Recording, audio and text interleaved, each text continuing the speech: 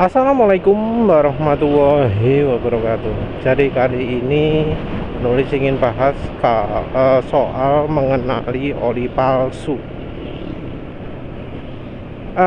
Penulis tadi lihat ada yang posting artikel mengenali ciri oli Yamaluk orisinil. Ya mungkin artikel wajib ya, artikel mandatori dari pabrikan. Tapi baca judulnya gitu penulis pingin ketawa. Karena apa?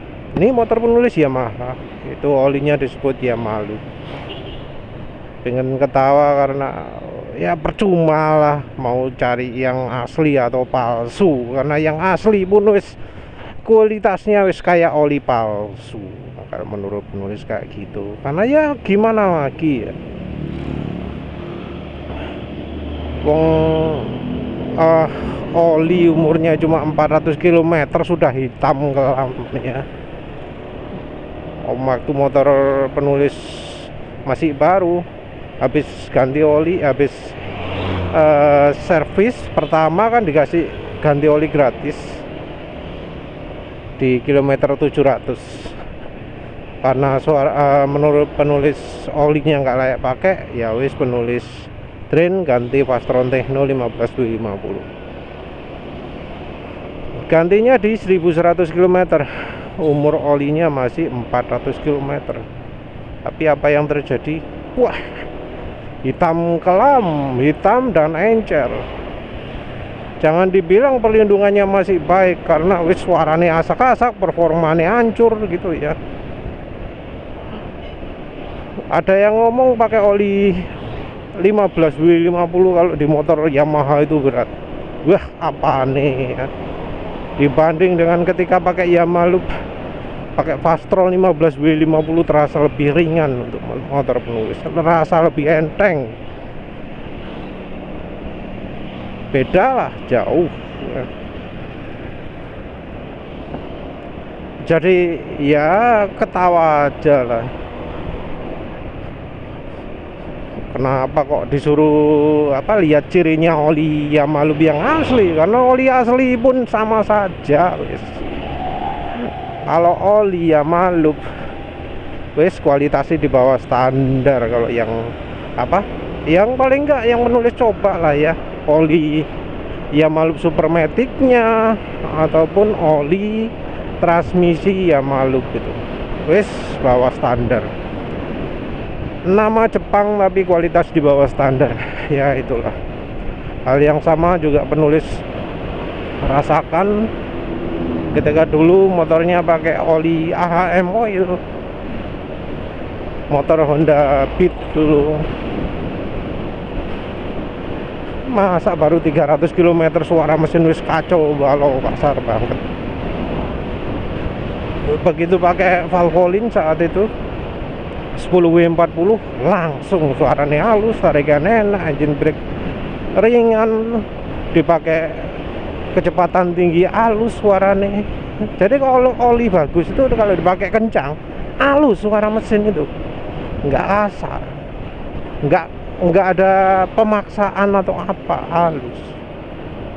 Jadi ya apa ya, rekomendasi terus info-info untuk bisa membedakan oli resmi itu orisinil atau enggak, itu ya bukan sesuatu yang relevan. Apalagi kalau kita ini servisnya atau ganti olinya di dealer resmi. Memang sih bukan nggak mungkin di dealer resmi itu jualan oli palsu. Pengetahuan oli asli dan oli palsu kalau di dealer resmi, di bengkel resmi itu nggak ada gunanya. Kenapa nggak ada gunanya? Karena biasanya kalau di bengkel resmi konsumen nggak akan dikasih olinya, nggak akan dikasih kemasan bungkus olinya. Ya orang juga nggak kepikiran untuk, Mas coba lihat bungkusnya sih asli apa enggak. Rasanya nggak ada yang seperti itu ya. karena ya belinya di dealer, beli di bengkel resmi. Walau tidak menutup kemungkinan ada yang jualan palsu, tapi kalau sudah beli di bengkel resmi, di dealer resmi, nggak ada orang yang kepikiran untuk ngecek asli atau palsunya, karena diharapkan sudah asli. Jadi mengetahui asli atau palsu, terutama kalau untuk oli resmi motor, itu merupakan hal yang sia-sia. Mungkin ada yang protes, loh tapi kalau servisnya nggak di bengkel resmi, harus di bengkel luar, kan perlu mas untuk mengetahui mana oli AHM yang asli, mana oli Yamalup yang asli. Kalau menurut penulis nggak perlu, tetep aja nggak perlu. Kenapa? Oli itu nggak rekomendasi. Wes jangan pakai oli Yamalup, jangan pakai oli AHM oil kalau nggak pingin motornya rusak. Jadi itu rekomendasinya penulis. Jadi menurut penulis sama sekali nggak penting lah belajar oli Yamalup yang asli, oli AHM oli yang asli, nggak perlu, percuma, karena yang asli pun jelek. Terus apa yang perlu dipelajari? Yang perlu dipelajari itu adalah merasakan gimana sih efeknya oli yang nggak baik itu, gimana rasanya oli yang jelek itu, membedakan pakai feeling tahu bos karpe lah ya, karena pakai feeling itu yang lebih reliable daripada bergantung pada uji gesek, bergantung pada uji laboratorium. Mungkin orang-orang pada terkesima, pada merasa wah uji labnya hasilnya kayak gini, wah hasilnya bagus. Ya enggak lah ya. Ya karena apa? Karena yang diomongkan orang-orang dengan uji lab itu bukan menunjukkan kemampuan oli. Atau kalau menunjukkan paling cuma sauplik ya. Dari 100% yang ditunjukkan cuma 1% toh. Dan kemampuan oli itu ya kita nggak bisa percaya ke spesifikasi yang diberikan oleh pabrikan. Mungkin nulis API-nya API SN, API SP, API SL. Tapi kan itu cuma tulisan dong. Kita ya juga harus cek kebenarannya. Apa betul oli ini sudah benar-benar diuji ke lab yang memang punya kewenangan mengeluarkan oli, maksudnya mengeluarkan sertifikasi API tersebut. Karena ya banyak loh oli yang ketika diwajibkan melakukan uji SNI, wah banyak yang menolak. Uji oli yang sering di-share itu kan isinya cuma apa sih? Kandungan partikel. Apa gunanya kandungan partikel itu? Karena sifat oli itu ada macam-macam, ada penguapannya berapa, shear stability-nya berapa,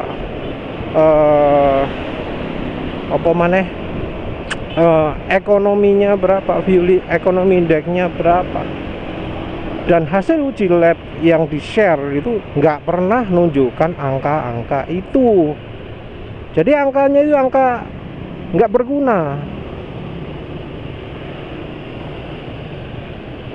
Emang kalau feeling bisa tak dirasakan? Ya bisa lah, bisa. Yang penting adalah merasakan dulu oli yang bisa membuat kita itu tahu, oh bagaimana sih oli yang cukup bagus itu ya. Bandingkan dengan oli-oli yang direkomendasikan orang-orang. Oli bagus itu yang kayak gimana sih gitu, itu harus dicoba. Kalau nggak pernah ngerasakan oli bagus, ya nggak akan tahu oli bagus itu bagaimana. Dan jelas bahwa soal oli itu kualitasnya beda-beda. Dari pembuat oli yang sama pun, dari pabrik pengolahan oli yang sama pun, hasilnya bisa beda kalau mereknya beda. Oli Bell-One itu beda dari Repsol. Oli Win itu beda dari Extend.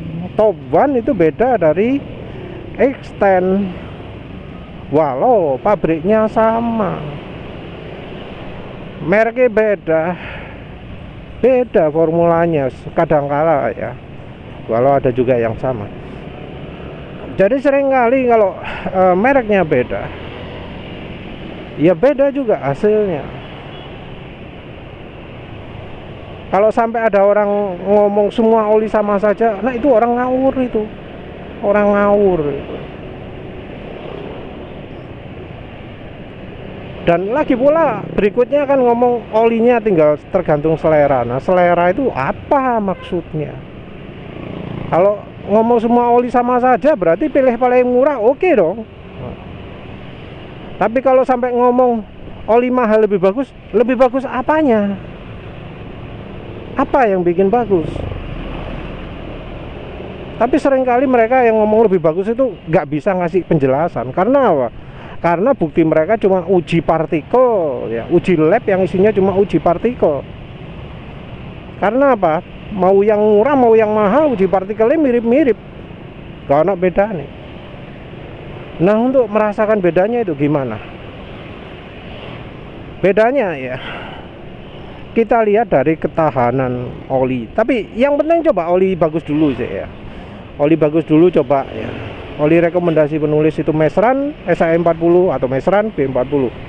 Silakan beli di SPBU. Selama ini belum pernah kedengaran yang di SPBU palsu.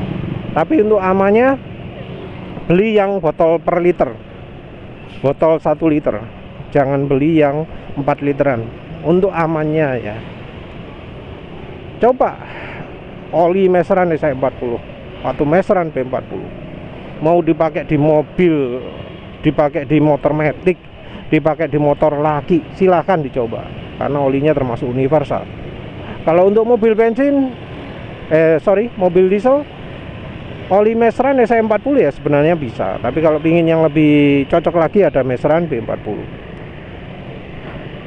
Nah selanjutnya apa sih yang harus kita rasakan itu ya?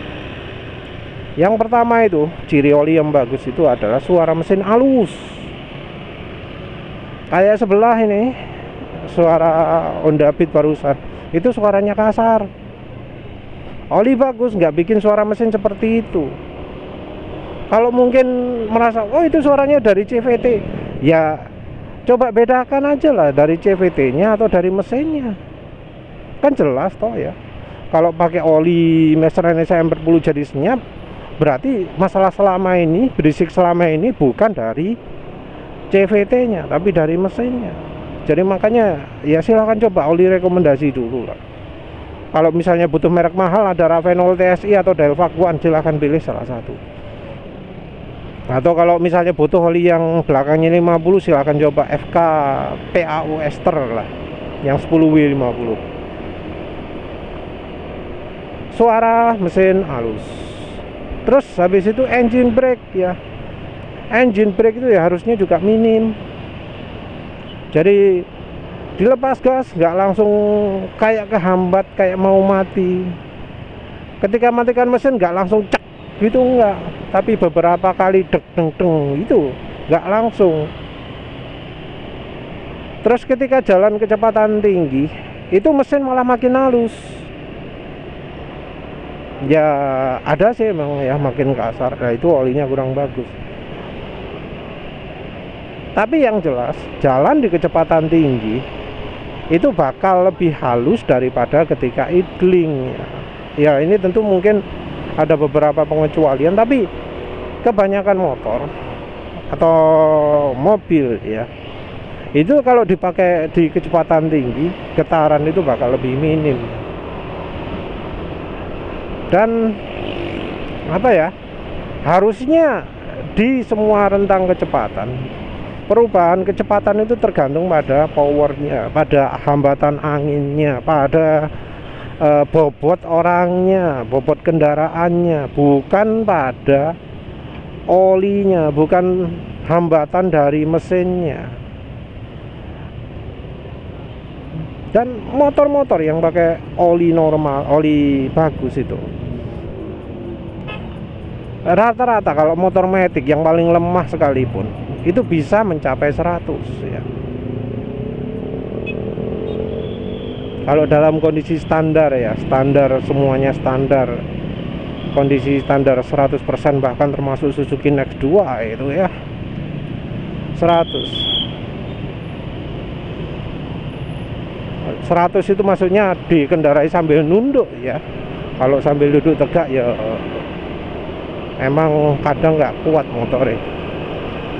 Harusnya ketika dipakai pelan ya suara motor itu halus, setelah dipakai ngebut suara motor harus tetap halus. Jadi kalau penulis nyoba aditif itu ada 3 macam ya. Untuk menguji aditif ZDDP atau pokoknya aditif RPM rendah itu kalau dipakai pelan gitu agak lama suara mesin makin lama akan makin halus. Terus kalau aditif yang satu lagi aditif kencang, aditif menurut penulis molybdenum itu kalau dipakai ngebut, habis ngebut suara motor, suara mesin itu jadi lebih halus. Terus ada lagi yang dites adalah aditif viscosity index improver. Kalau bagi penulis, viscosity index improver itu aditif yang merusak kemampuan oli. Jadi kalau misal lagi digeber gitu terus oli terasa makin lama makin encer, suara gemeretuk, suara berisik mesin makin lama makin keras secara bertahap. Nah itu aditif viscosity index improvernya banyak, dan itu tanda kurang baik. Karena Indonesia kita nggak perlu ada aditif seperti itu.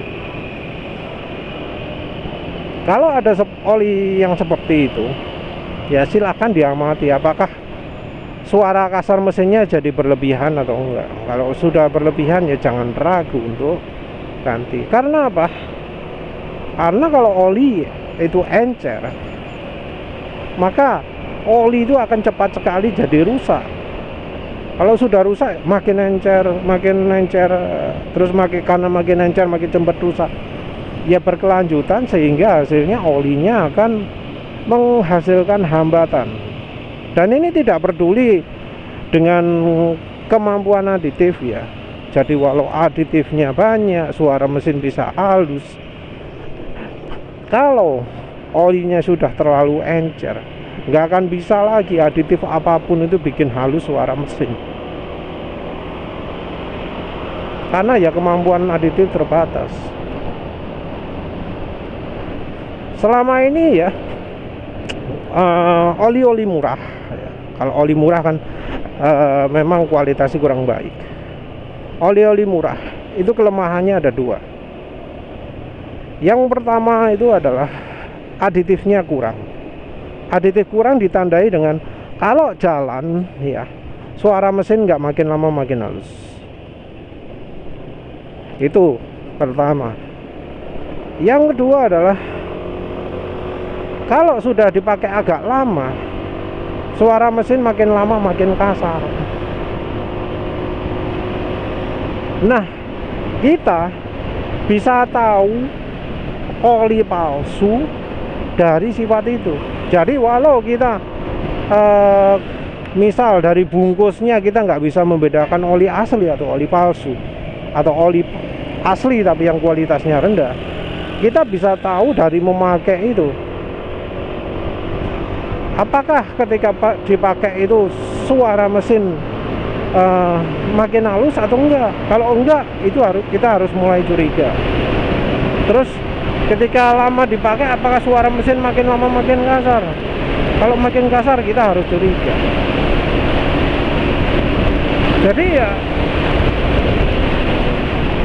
sebenarnya gampang ya untuk mengetahui oli asli atau palsu. Tentu memang ya ada beberapa situasi di mana suara mesin sulit kedengar, seperti misalnya di mobil. Nah kalau di mobil memang agak susah, harus keluar dari kendaraan dulu untuk tahu suara mesin itu halus apa kasar. Kalau di mobil ya terpaksa harus dari sifat yang lain-lain, seperti misalnya engine brake, respon di kecepatan tinggi, terus angka mileage. Nah, cuma memang ya terus terang agak susah untuk menilai oli kalau di mobil itu. Jadi ya emang ya, jadi menurut penulis baiknya belajar lah. Ya apa caranya lah, kalau misalnya tahu cara lain ya silahkan. Yang jelas belajar untuk membedakan antara oli yang bagus dan oli yang jelek, karena itu akan lebih berguna daripada untuk mengetahui ciri oli palsu dan asli. Karena sekarang kualitas oli asli pun sudah mendekati kualitas oli palsu. Bahkan terakhir ada uji lab oli palsu yang melakukan pengujian nggak berani menunjukkan sifat dari oli aslinya. Kenapa? Karena ya bisa jadi lebih buruk sifatnya. Ya wes, begitu saja. Terima kasih udah menonton. Assalamualaikum warahmatullahi wabarakatuh.